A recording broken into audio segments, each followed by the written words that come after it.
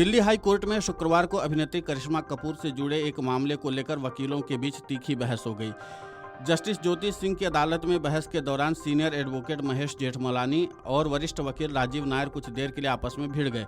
दोनों ने एक दूसरे पर तीखी प्रतिक्रिया व्यक्त की। अदालत में उस वक्त माहौल गर्मा गया जब दो वकीलों ने दिवंगत उद्योगपति संजय कपूर की करीब 30,000 करोड़ रुपए की संपत्ति को लेकर चल रही बहस के दौरान एक दूसरे पर बाधा डालने का आरोप लगाया। 21 सेकंड के एक वीडियो क्लिप में एडवोकेट महेश जेठमलानी और वकील राजीव नायर के बीच तीखी बहस होती हुई दिखाई दे रही है। वीडियो में देखा जा सकता है कि जेठमलानी जब राजीव नायर की दलीलों पर दखल देते हैं और दोनों के बीच नोकझोंक होती है। बार एंड बेंच की ओर से जारी किए गए वीडियो में वकील राज नायर ने कहा कि कृपया मुझे बीच में न रोकें, मुझे दखलंदाजी की आदत नहीं है। इस पर एडवोकेट महेश जेठमलानी ने कहा, तो फिर आपको अपनी ही मेडिसिन लेनी चाहिए और प्लीज मुझ पर चिल्लाना मत, कुछ शिष्टाचार रखो, अगर चिल्लाओगे तो तुम्हें इसका बदला मिलेगा। इस पर राजीव नायर ने कहा, आपने मुझे बीच में ही टोक दिया। इस तरह दोनों के बीच नोकझोंक होती रही।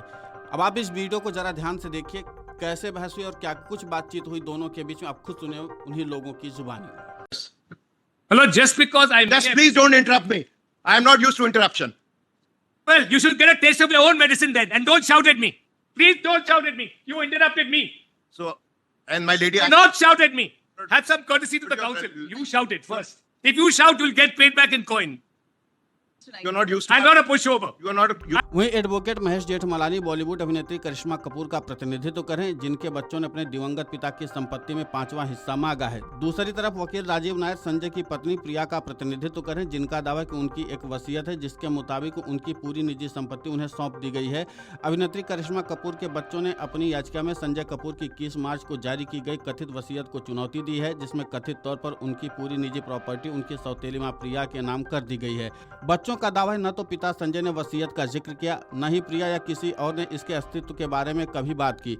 इसी साल 12 जून को इंग्लैंड में एक पोलो मैच के दौरान संजय कपूर की अचानक मौत हो गई थी।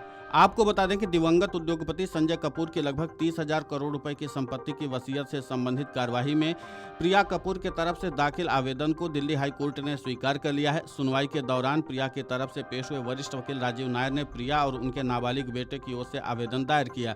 इसमें 10 सितंबर के आदेश से प्रिया की बहन मंदिरा कपूर की उपस्थिति को हटाने की मांग की गई थी।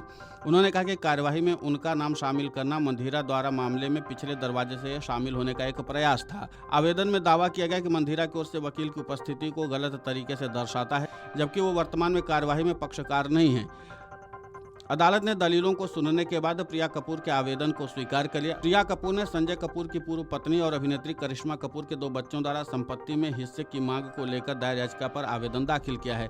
अदालत ने 10 सितंबर को प्रिया को 12 जून को संजय कपूर की मृत्यु की तारीख तक उनकी सभी चल और अचल संपत्तियों की सूची पेश करने का निर्देश दिया था। करिश्मा कपूर और संजय ने 2003 में शादी की थी, लेकिन 2016 में उनका तलाक हो गया। 12 जून को लंदन में एक पोलो मैच के दौरान संजय कपूर का निधन हो गया।